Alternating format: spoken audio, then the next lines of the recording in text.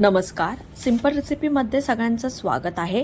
आज आपण बनवणार आहोत घाटी मसाला, वर्षभर टिकणारा, आईच्या हातची चव आणि आईची पारंपरिक पद्धत। रेसिपीला सुरुवात करूया।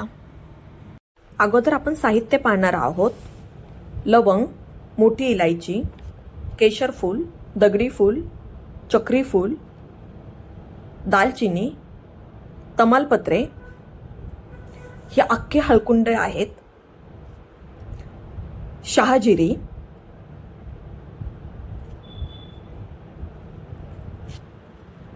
काळी मिरी, हिंग, जायफळ, छोटी विलायची, खसखस, हे सर्व आपण 3 तोळे घेतलेले आहे। अर्धा किलो खोबरं, इथे साधी मिरची 1 किलो घेतली आहे आणि बेडगी मिरची अर्धा किलो घेतलेली आहे। देठ काढून घ्यायचे। अर्धा किलो धने घेतलेले आहे आणि हा कांदा घरीच तयार केलेला आहे उन्हामध्ये वाळवून। मसाला तळून घेण्यासाठी कढईमध्ये 3 ते 4 चमचे तेल घालून घ्यायचं। तेल गरम झाल्याच्या नंतर सगळ्यात अगोदर आपल्याला हळकुंड तळून घ्यायचे आहेत। हळकुंड तेलामध्ये फुगेपर्यंत तळून घ्यायचे। फुगल्याच्या नंतर काढून घ्यायचे।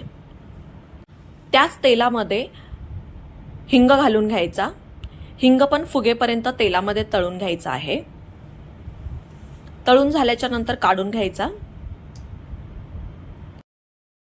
त्याच तेलामध्ये इलायची घालून घ्यायची, जी हिरवी इलायची आहे ती, जायफळ। अगदी अर्धा मिनिट आपल्याला फक्त हे सर्व मसाले तेलामध्ये तळून घ्यायचे आहेत, काढून घ्यायचे। कढईमधील तेल कमी करून घ्यायचं। अगदी अर्धा चमचा त्यामध्ये तेल ठेवायचं। त्यामध्ये आपल्याला केशर फूल आहे ते अगदी अर्धा मिनिट आपल्याला भाजून घ्यायचं आहे। भाजून झाल्याच्या नंतर काढून घ्यायचं। त्याच कढईमध्ये आपल्याला चक्री फूल, दालचिनी, मोठी इलायची, हे सर्व आपल्याला अर्धा मिनिट भाजून घ्यायचं आहे। भाजल्याच्या नंतर काढून घ्यायचं। त्याच कढईमध्ये आपल्याला लवंग, मिरी, शहाजिरी, दगडी फूल, हे सर्व आपल्याला त्यामध्ये भाजून घ्यायचं आहे। हेही आपल्याला अर्धा ते 1 मिनिट फक्त भाजून घ्यायचं आहे। त्यामध्येच आपल्याला खसखस पण घालून घ्यायची भाजण्यासाठी। भाजून झाल्याच्या नंतर मसाला काढून घ्यायचा आहे कढईमधून। त्याच कढईमध्ये आपल्याला तमालपत्रे ही एक अर्धा मिनिट भाजून घ्यायची आहेत। इथे आपली तमालपत्र भाजून झालेली आहेत। त्याच कढईमध्ये किसलेलं खोबरं आहे, तेही आपल्याला एकदम लाल भाजून घ्यायचं आहे। हे खोबरं आई भाजत आहे। हे पहा, आईने किती छान खोबरं लालसर भाजलेलं आहे। काढून घ्यायचं भाजल्याच्या नंतर। मोठ्या पातेल्यामध्ये धने भाजून घ्यायचे। वाळलेला कांदा आहे तोही त्यामध्ये भाजून घ्यायचा।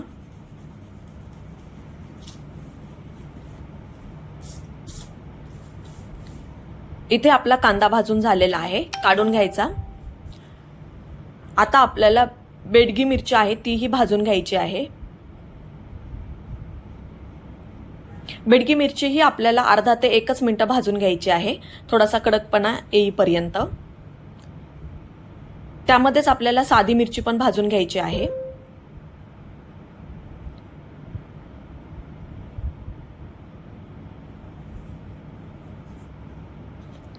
इथे आपली मिरची भाजून झालेली आहे, काढून घ्यायची।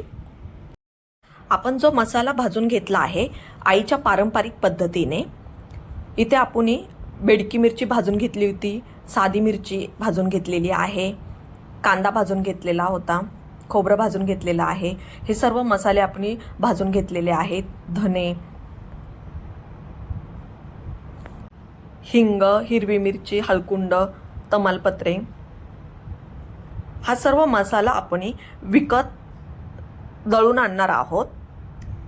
तर हा आपल्याला सर्व मसाला डब्यामध्ये न्यायचा आहे। अगोदर आईने त्यामध्ये बेडगी मिरची घातली, त्यानंतर कांदा घातला, वरून त्याच्या साधी मिरची घातली, धने घालून घेतले। त्यामध्येच आपण जो सर्व मसाला भाजला होता तो आईने त्यामध्ये मिक्स केलेला आहे सर्व।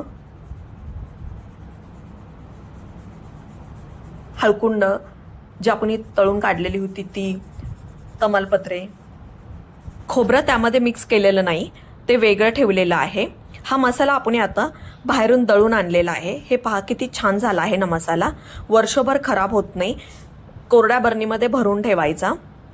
जसा लागेल तसा थोडासा काढून घ्यायचा. वर्षभर खराब होत नाही. एकदा नक्की तुम्ही हा मसाला करून पहा. कमेंट बॉक्समध्ये मला नक्की सांगा की घाटी मसाला कसा झाला. चॅनलवर नवीन असाल तर लाईक शेअर सबस्क्राईब करण्यासाठी अजिबात विसरू नका.